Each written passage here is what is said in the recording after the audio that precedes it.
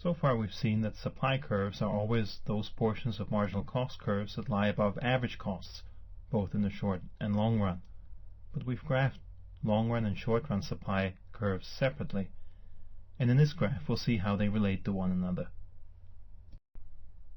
Suppose that at current output and input prices, the profit maximizing production plan for the firm is to use LA units of labor and KA units of capital to produce XA units of output, in other words, the production plan A.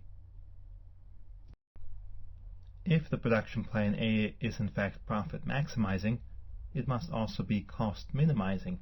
In other words, using LA and KA as inputs must be the least cost way of producing the output level XA.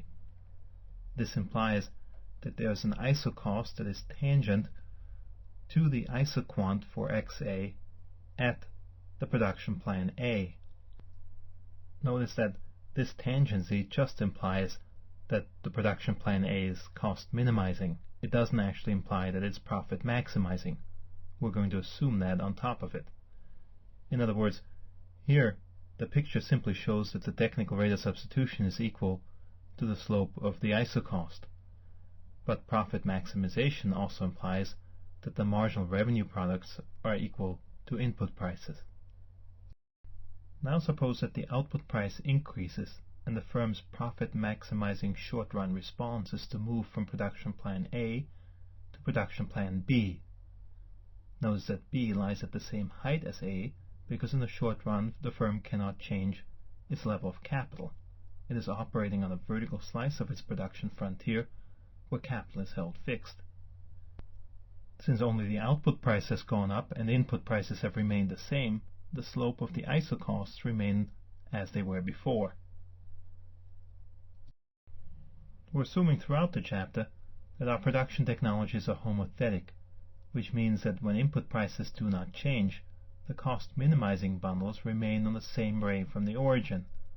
Thus all the cost minimizing bundles remain on the ray that goes through bundle A, but now we've ended up on a ray that goes through bundle B. As a result, we can conclude that the technical rate of substitution is no longer equal to the slope of the isocosts. The reason for this is that when the firm operates on a short-run production frontier that holds capital fixed, it is adjusting its labor until its marginal revenue product is equal to the wage. But it's not adjusting its capital until its marginal revenue product is equal to the rental rate, and therefore at production plan B, the marginal revenue product of capital is larger than the rental rate, implying that the firm would like to hire more capital, but simply can't in the short run. In panel B, we'll now illustrate short and long run supply curves. We have output on the horizontal axis and dollars measuring price on the vertical. And we know that at the initial price PA, holding wages and rental rates fixed, the profit maximizing output level was XA. The production plan A was both short-run and long-run profit maximizing, given a capital level of KA. And so the point A in panel B lies on both the short-run supply curve that corresponds to the capital level KA and the long-run supply curve that allows capital to vary.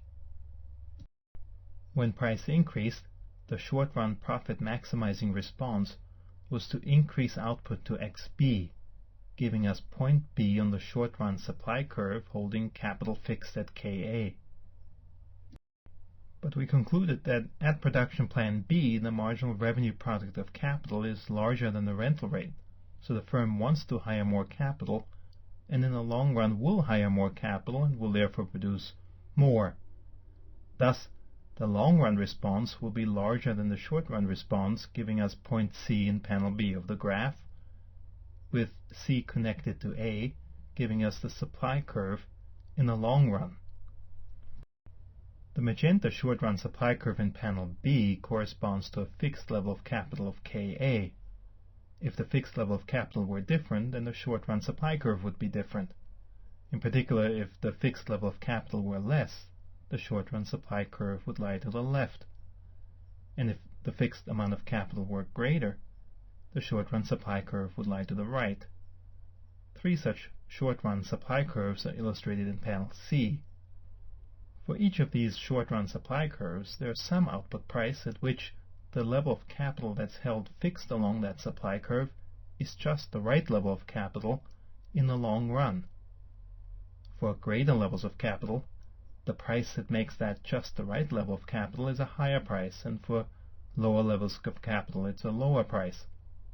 Here we've indicated 3 prices where each price corresponds to just the right price that makes the level of capital on one of the 3 curves the right level of capital in the long run. The long-run supply curve is then the curve that connects these points, and in the long run will change the level of capital as price changes, even if we can't in the short run. We then conclude that the long-run supply curve is shallower than short-run supply curves, which is the same as saying that long-run output responses to changes in output prices will be larger than short-run output responses.